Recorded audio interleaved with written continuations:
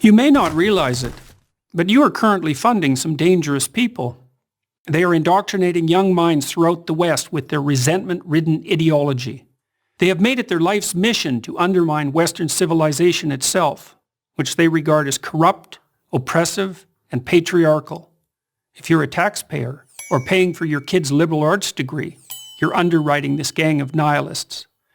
You're supporting ideologues who claim that all truth is subjective, that all sex differences are socially constructed, and that Western imperialism is the sole source of all third world problems.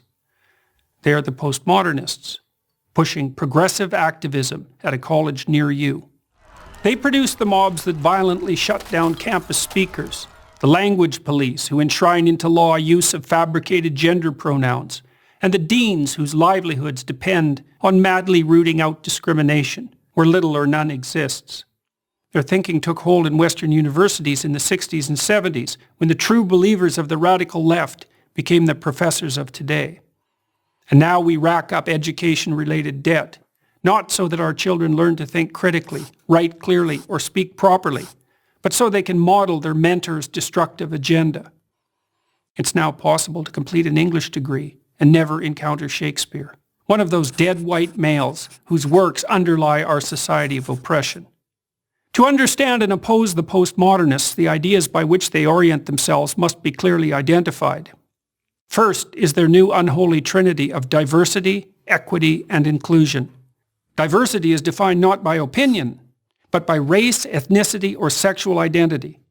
Equity is no longer the laudable goal of equality of opportunity, but the insistence on equality of outcome.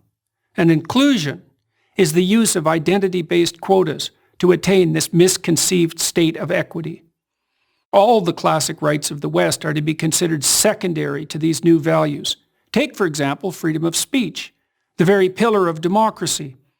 The postmodernists refuse to believe that people of goodwill can exchange ideas and reach consensus. Their world is instead a Hobbesian nightmare of identity groups warring for power. They don't see ideas that run contrary to their ideology as simply incorrect. They see them as integral to the oppressive system they wish to supplant, and consider it a moral obligation to stifle and constrain their expression. Second is rejection of the free market, of the very idea that free voluntary trading benefits everyone.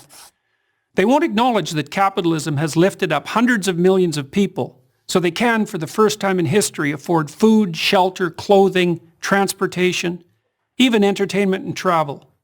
Those classified as poor in the US, and increasingly everywhere else, are able to meet their basic needs. Meanwhile, in once prosperous Venezuela, until recently the poster child of the campus radicals, the middle class lines up for toilet paper. Third and finally are the politics of identity. Postmodernists don't believe in individuals. You're an exemplar of your race, sex, or sexual preference. You're also either a victim or an oppressor. No wrong can be done by anyone in the former group, and no good by the latter. Such ideas of victimization do nothing but justify the use of power and engender intergroup conflict.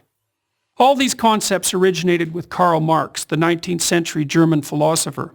Marx viewed the world as a gigantic class struggle, the bourgeoisie against the proletariat, the grasping rich against the desperate poor. But wherever his ideas were put into practice, in the Soviet Union, China, Vietnam, and Cambodia, to name just a few, whole economies failed and tens of millions were killed. We fought a decades-long Cold War to stop the spread of those murderous notions. But they're back in the new guise of identity politics. The corrupt ideas of the postmodern neo-Marxists should be consigned to the dustbin of history. Instead, we underwrite their continuance in the very institutions where the central ideas of the West should be transmitted across the generations. Unless we stop, postmodernism will do to America and the entire Western world what it's already done to its universities. I'm Jordan Peterson, professor of psychology at the University of Toronto, for Prager University.